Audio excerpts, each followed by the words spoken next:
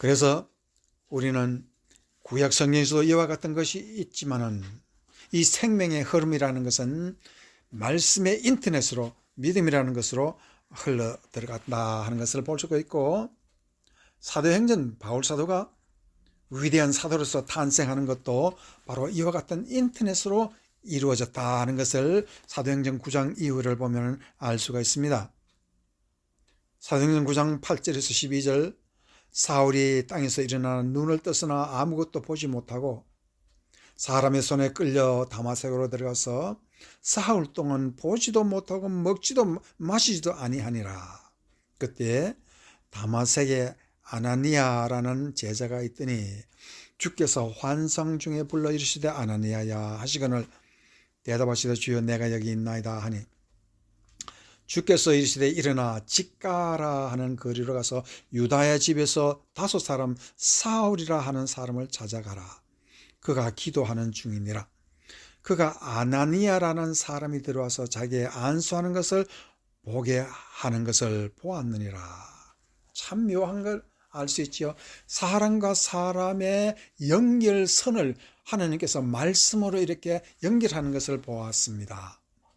아나니라는 이 기독교인은 하나님께서 도저히 믿을 수 없는 그 말씀을 하시니까 아나니아는 하나님의 말씀을 믿고 그 말씀대로 직가에 있는 사울이라는 청년한테 가서 눈이 멀어서 보지 못하고 먹지도 못하고 하는 그런 죽을 판에 있는 사울을 안수하니까 그 눈에서 비늘이 같은 게 떨어지면서 다시 보게 되고 세례를 받고, 여기에서 바로 사울이라는 한 청년이 역사에 없는 위대한 사도로서 태어나는 시작점이 바로 이 말씀 속에 흘러가는 인터넷, 사람과 사람을 연결시키는 하나님의 인터넷으로 우리를 살렸다는 것을 알고 있습니다. 그럼 오늘 본문 24절 말씀에서 하시는 말씀 있지요. 그것은 하나님은 나는 이라는 그 존재의 가장 중요한 것은 바로 에흐예라는 I am이라는 뜻은 생명이 네트넷으로 이렇게 흘러들어가는 것을 믿지 못하면 죄 가운데 죽으리라고 말하고 있습니다. 이제 이와 같은 성령의 역사로 말미암아 우리는 사도신경에서도 우리는 고백을 합니다. 거룩한 공의와 성령을 믿사며 거룩한 공의와 성도가 서로 교통하는 것이라는 것을 사도신경에 말하고 있는데, 교통이라는 것이 무엇입니까? 바로 연결되었다는 것이죠. 성령이 연결한다는 뜻입니다. 성령의 말씀으로 모든 성도와 성도를 연결하고 교회와 성도를 연결하는 그와 같은 연결선으로 사람에게 생명을 주신다라고 말하고 있습니다. 이제 믿지 아니하면 이 생명이 없다라는 것은, 믿지 아니하면 우리가 그 연합 하나님과 연합해서 믿음이라는 인터넷 속에 들어가지 못한다는 것을 믿고, 우리는 교회의 하나님의 거룩하신 말씀을 성도와 성도가 서로 연결되는 그런 축복을 받음으로 우리가 위대한 하나님의 자녀가 되기를 주의 이름으로 축원합니다. 두 번째 우리가 생각할 것은, 믿지 아니하면 운명을 피할 자유가 없다는 것입니다. 오늘 본문에서도 24절에 말하겠습니다. 너희가 내가 그인 줄 믿지 아니하면 죄 가운데 죽으리라. 여기서 우리에게 하나님께서 가르치는 것은 죄 가운데 죽으리라는 운명을 말하고 있습니다. 우리가 믿지 않으면 그 운명을 벗어날 능력이 없다는 것을 말하고 있습니다. 그래서 믿음이 없으면 2가지가 불가능한 것이 있습니다. 하나는 죄를 이길 능력이 없고 또한 죽음을 이길 능력이 없다. 그래서 운명 속에 들어있는 존재가 된다 했습니다. 여러분이 잘 아시는 바와 같이 무속인들이 자기들이 마귀에게 시켜서 일을 하지 아니하면은 그 마귀는 그들에게 병이라는 것을 주거나 안 그러면 채찍을 줍니다. 그래서 꼼짝 못하고 마귀에게 복종하게끔 합니다. 그러나 그들이 예수님께 돌아와서 믿음을 가지면 하나님 신과 마귀의 신이 다른 것을 가장 먼저 얘기하는 건 자유라고 얘기합니다. 하나님은 우리가 기도를 좀 게을리해도 우리를 벌 주지 않습니다. 그러나 마귀는 그렇지 않습니다. 우리가 조금만 자유스럽게 놀면은 마귀는 우리에게 벌을 주고 때로는 죽입니다.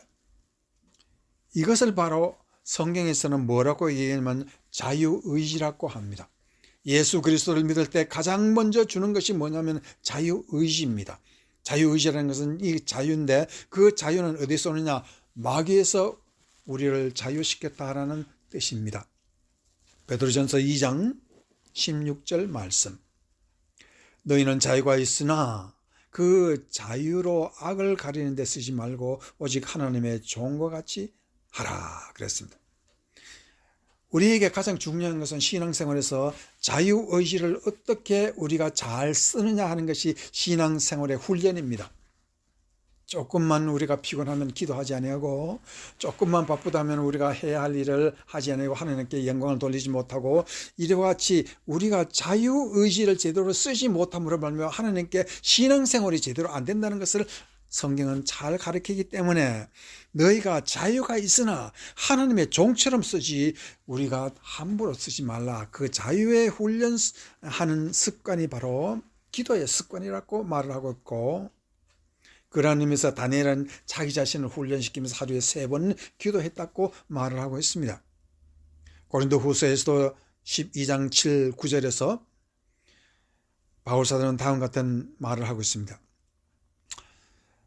여러 계시를 받은 것이 지극히 크므로 너무 자만하지 아니하시려고 내 육체에 가시고 사단의 사자를 주셨으니 이는 나를 쳐서 너무 자만하지 않게 하려 하심이라. 이것이 내게서 떠나기를 위하여 3번 강구하였더니 나에게 이르시를 내 은혜가 네게 족하다. 이는 내 능력이 약한 데서 온전하여짐이라 했습니다.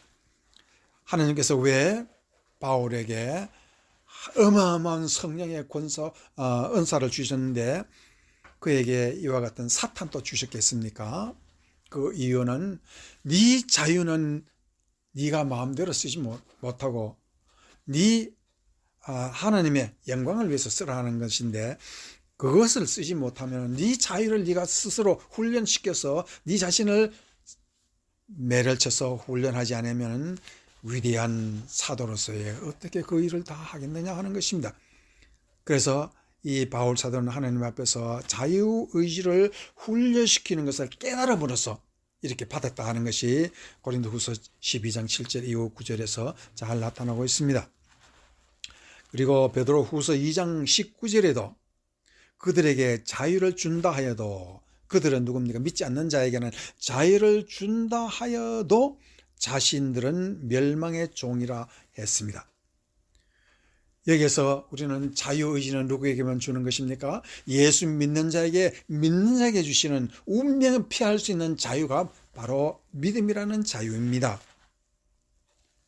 그래서 여러분이 요한복음 8장 31, 32절에서도 말하는 것을 들었습니다. 그러므로 예수께서 자기를 믿는 유대인들에게 이르시되 너희가 내 말에 거하면 참으로 내 제자가 되고, 32절 진리를 알지니 진리가 너희를 자유롭게 하리라 그랬습니다. 이 자유의지의 훈련이라 말로 위대한 성도가 되고 위대한 하나님의 축복의 종이 되는 것이 이 훈련에서 있습니다. 왜냐하면 우리는 지금까지 마귀의 종으로 살 때는 자유가 무엇인지를 모르고 자유의지를 어떻게 우리가 써야 할지 훈련을 받은 적이 없기 때문에 우리는 이 자유의지를 통해서 하나님께 영광을 돌리고자 하는 것입니다. 그래서 하나님 앞에 사항이 있지만은 그 사항이 억지로 하면 사항이 없습니다. 그러나 우리가 자유의지로 하나님 앞에 봉사를 하고 주님을 사랑한다면 거기는 사항이 있습니다. 그래서 우리에게는 그 사항을 귀히 여겨야 됩니다. 우리 앞에 놓인 큰 사항. 자, 그러면 그 사항이 어디 있는지 구약성경 창세기 6장에서 한번 찾아봅시다. 그 사항은 어마어마한 사항입니다. 감히 영광을 우리가 주체할 수 없는 그런 사항이 창세기 6장 7, 8절을 한번 읽어보면 그 말씀이 기록되어 있습니다. 이르시되 내가 창조한 사람을 내가 이 시민에서 쓸어버리되 사람으로부터 가죽과 기는 것과 공중의 새까지 그리하리니 내가 그들을 지었음을 한탄함이니라 하시니라. 그러나 노아는 여호와께 은혜를 입었더라. 이 말은 히브리 말 구약성경 원어에서는 해석이 참으로 잘못되어 있습니다. 이 말은 입었더라, 수동적인 것이 아니라 히브리 말에 보면은요, 노아는 여호와의 눈빛에서 매력을 만났다, 그런 뜻입니다. 참 이상한 말을 하고 있습니다. 입었다라는 말은 맞자락에서 히브리 말에서 만났다는 것입니다. 찾았다는 뜻입니다. 이 말은 바로 한마디로 아주 쉽게 얘기하면 이 세상 다 죽어도 노아는 하나님의 눈빛에서 십자가에 믿는 자는 구원이 있다는 그 신비한 하나님의 눈빛을, 매력을 찾았다, 그런 뜻입니다. 참 기가 막힌 말입니다. 노아는 은혜를 입었더라. 그 말은 노아는 여호와의 눈빛에서 매력을 만났다, 매력을 찾았다. 그 매력이 뭡니까? 모든 사람이 이 세상에 다 죽어도 십자가를 믿는 사람은 절대 죽지 아니하고, 이 세상 모든 사람이 다 멸망하고 동물들이 다 멸망한다 손치더라도 하나님의 눈빛에서는 십자가에서 흘리는 사랑의 그 기막힌 은혜와 자비가 그 속에 있다는 것을, 하나님의 눈빛에서 그것을 알아냈다는 그런 뜻입니다.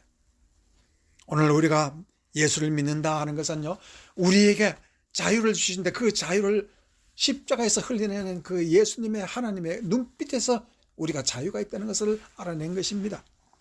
우리가 다시 마귀의 종이 되지 아니하고 이 세상의 물질의 종이 되지 아니하고 하나님의 영광을 통해서 우리가 이 세상 모든 것을 소유하는 하나님의 자녀로서의 위대한 소유자가 되고 위대한 권능자가 되는 것이 바로 하나님의 눈빛 속에 있는 매력, 켄, 은혜라고 얘기합니다.